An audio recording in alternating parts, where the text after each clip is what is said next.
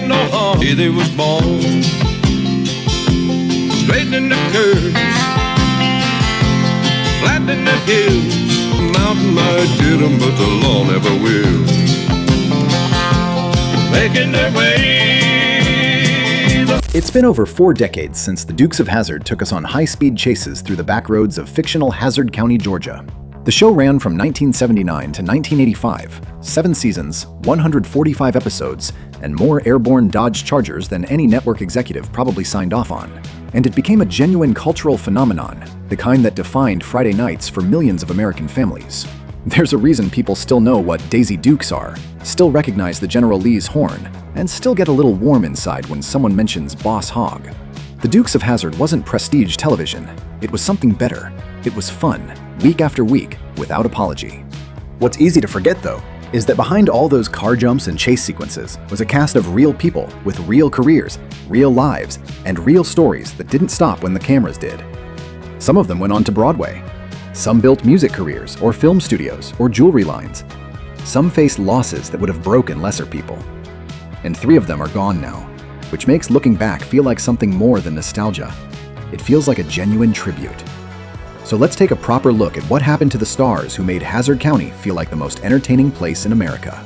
It's good to be back on these Hazzard roads. Didn't mind the spark, but what a load's going off my mind. I was going crazy. Sunonny Shroyer, Deputy Enos Strait, 1979 to 1985.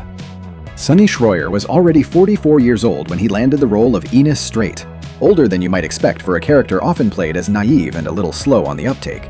But Shroyer brought something to that role that pure youth couldn't have managed. A genuine sweetness, a quality that made Enos feel like someone worth rooting for, even when he was bumbling his way through another failed arrest.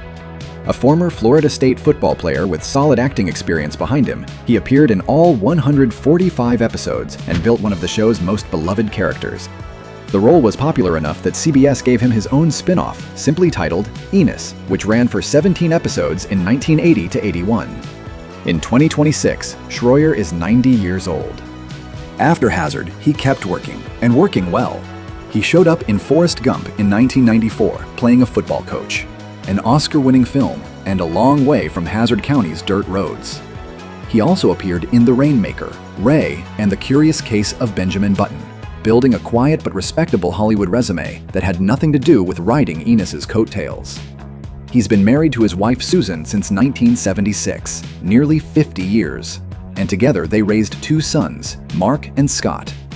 He's kept his private life genuinely private, which at 90 makes him something of a rarity in the entertainment world.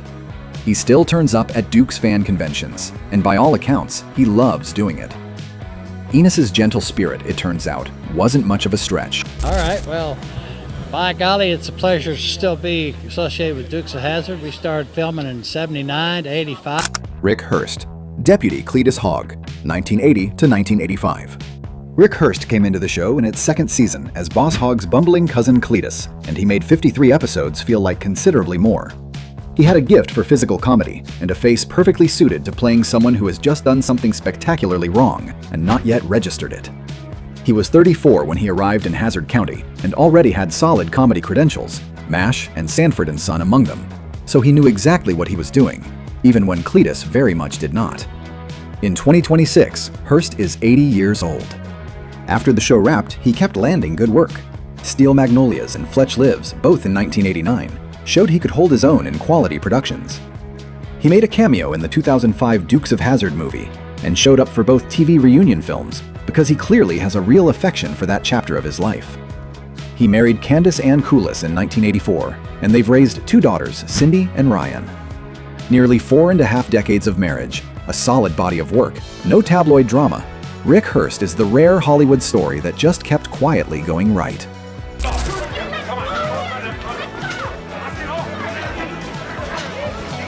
Katherine Bach, Daisy Duke, 1979 to 1985. Katherine Bach was 25 when she first appeared in those cut-off shorts, and she had no way of knowing she was about to inadvertently name a piece of clothing. Daisy Dukes entered the American vernacular and never left. She appeared in all 145 episodes, and the cultural footprint she left behind is difficult to overstate. The character became shorthand for a particular kind of sun-drenched, carefree American femininity that the decade couldn't get enough of. She'd already worked with Clint Eastwood in Thunderbolt and Lightfoot before Hazzard came calling, so she arrived with real credentials. In 2026, Bach is 72 years old. Post-Hazzard, she navigated the tricky terrain of iconic status without letting it become a ceiling. She worked steadily in television, landing a recurring role on The Young and the Restless as Anita Lawson from 2012 to 2019, a long-running commitment that had nothing to do with cut-off shorts. She also built businesses, launching jewelry and fashion lines that reflected a genuine entrepreneurial instinct. Her personal life brought real pain, too. She was married to entertainment lawyer Peter Lopez from 1990 until his death by suicide in 2010, and she's spoken honestly about her grief in the years since. They had 2 daughters together, Sophia and Laura. Bach has always had considerably more going on than the world initially gave her credit for, and the decades since Hazzard have proven it. I don't want to hear a sad story. Tom Wopat, Luke Duke, 1979 to 1985.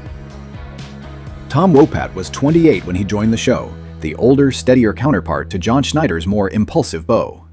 Luke was the planner, the voice of reason, the one who quietly made sure the scheme would actually work. Wopat played him with an ease that suggested he'd done this kind of thing before, which in theatrical terms, he essentially had.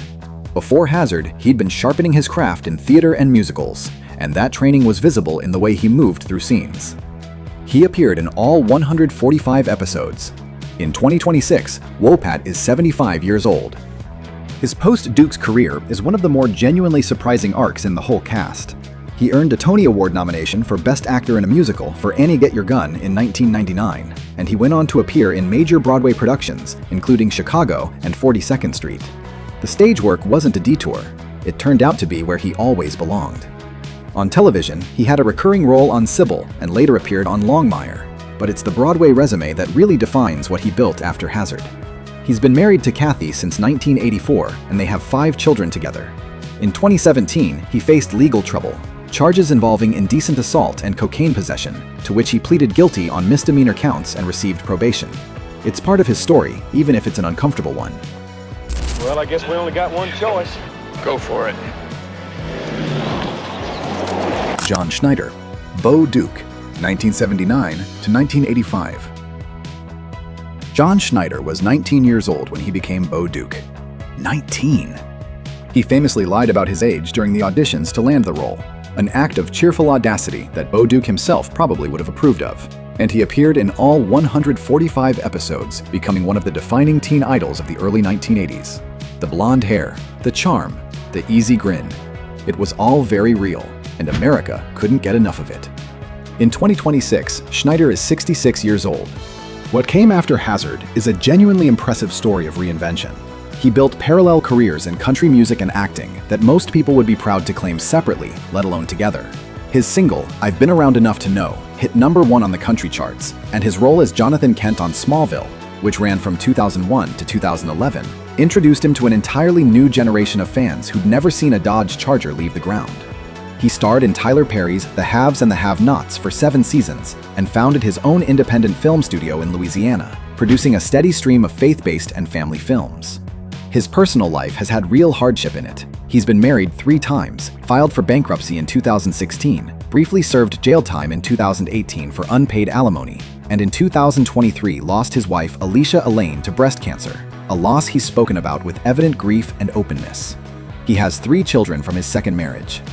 Whatever the difficulties, he keeps going, keeps building, keeps creating. That's Beau Duke, really, just with a few more miles on him. Idiot! You idiot! You idiot! You numbskull! Is there something wrong? Are you kidding me? James Best, Sheriff Roscoe P. Coltrane, 1979 to 1985. Passed away April 6, 2015, age 88. James Best had already appeared in over 80 films and racked up some 600 television appearances before he ever said "cuff 'em and stuff 'em" for the first time. He was 52 when he took the role of Sheriff Roscoe P. Coltrane, and he brought to it every tool a lifetime of character work had given him. The physical comedy, the timing, the ability to make a villain feel lovable. That signature laugh, the endless schemes, the hapless relationship with his basset hound Flash. It all felt effortless because it came from somewhere deep and practiced. He appeared in all 145 episodes. Before Roscoe, he had serious credits: Forbidden Planet, multiple episodes of The Twilight Zone, a career that stretched across the full breadth of the Hollywood Golden Age. After the show, he didn't slow down. He directed episodes, taught acting at the University of Central Florida for years, and became an accomplished painter whose work was exhibited and sold in proper galleries. He married Dorothy Collier in 1986 and remained with her until his death in 2015. He had 3 children from earlier relationships and spent his last years in North Carolina, battling pneumonia complications. He was 88 years old. The Dukes of Hazzard ran for 6 years. James Best was in the business for over 60. Good news? You mean that my sworn enemy, Cassius Claiborne, he's got his hands on the Duke boys? Sorrel Book, boss Jefferson Davis Hogg, 1979 to 1985. Passed away February 11th, 1994, age 64. Here is a piece of Duke's trivia that stops people cold. The man in the white suit, the one scheming and blustering through every episode, was a Yale-educated Fulbright scholar who spoke 5 languages and had served in the Korean War. Sorrel Book was one of the most intellectually formidable people on that set, and he spent 7 seasons playing a man of spectacular ignorance and greed. He was 48 when the show began and appeared in all 145 episodes, creating what is arguably the most entertaining recurring villain in network television history. Not because Boss Hogg was frightening, but because Book made him so enjoyably human in his pettiness. Before Hazzard, Book had a serious Broadway and film career. He appeared in What's Up, Doc? And received an Emmy nomination, credentials that had nothing to do with white suits or Cadillacs. After the show ended, he moved into voice acting, lending his voice to animated versions of The Smurfs and The Addams Family. He married Elaine Quimby in 1973 and remained with her until his death. They had 2 daughters, Alexandra and Nicole.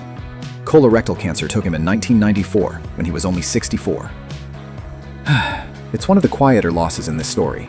Book died less than a decade after Hazzard ended, before retrospective appreciation had much of a chance to build. He deserved more time and more credit. Give it up. I'm just gonna hang on to your tail a little while, JD. Denver Pyle, Uncle Jesse Duke, 1979 to 1985. Passed away December 25th, 1997, age 77. Denver Pyle was 59 years old when he became Uncle Jesse, which means he'd already lived most of a full Hollywood career before the Duke family even existed. He had decades of Western and character work behind him, including, memorably, playing Texas Ranger Frank Hamer in Bonnie and Clyde, and appearing multiple times on The Andy Griffith Show as the beloved Briscoe Darling. By the time he settled onto that Hazzard County farm, he brought a depth and warmth to the role that a younger actor simply couldn't have manufactured. Uncle Jesse felt like a real patriarch because Pyle knew exactly what that looked like. He appeared in all 145 episodes and directed episodes of the show as well. He married Betty Harding in 1983 and lived with her quietly in Texas in his final years after lung cancer made its presence known. He had 1 son, David, from his first marriage. He passed away on Christmas Day 1997 at 77. What he gave the Dukes of Hazzard was a moral center, the steady, warm presence that made the Duke cousins' mischief feel rooted in something real. Without Uncle Jesse, the show is just stunts. With him, it's a family. From the roar of the General Lee to the scheming inside the boar's nest, the Dukes of Hazzard gave America 7 seasons of uncomplicated, joyful escapism. It wasn't trying to be anything other than what it was, and that honesty is a big part of why it worked so well and stuck around so long in people's memories. 3 of its central cast members are gone now, Best, Book, and Pyle, and their absence is genuinely felt when you look back at what they built together. Their performances live on in syndication and in the memories of everyone who grew up with Friday nights in Hazzard County. The ones still with us have taken very different roads. John Schneider, at 66, is still producing films out of his Louisiana studio, still recording music, still moving. Tom Wopat, at 75, found his truest home on Broadway stages, far from Georgia's back roads. Katherine Bach, at 72, built a career and a life that extended well beyond the shorts that made her famous. Sunonny Shroyer, at 90, shows up at fan conventions with that same gentle warmth he brought to Enos 4 decades ago. And Rick Hurst, at 80, has had the kind of long, steady, drama-free life that's actually rather hard to pull off in this business. Hazzard County was a fiction, but the people who brought it to life were real. And so was the pleasure they gave us. For everyone who grew up with those Friday nights, the Duke family still feels a little bit like home.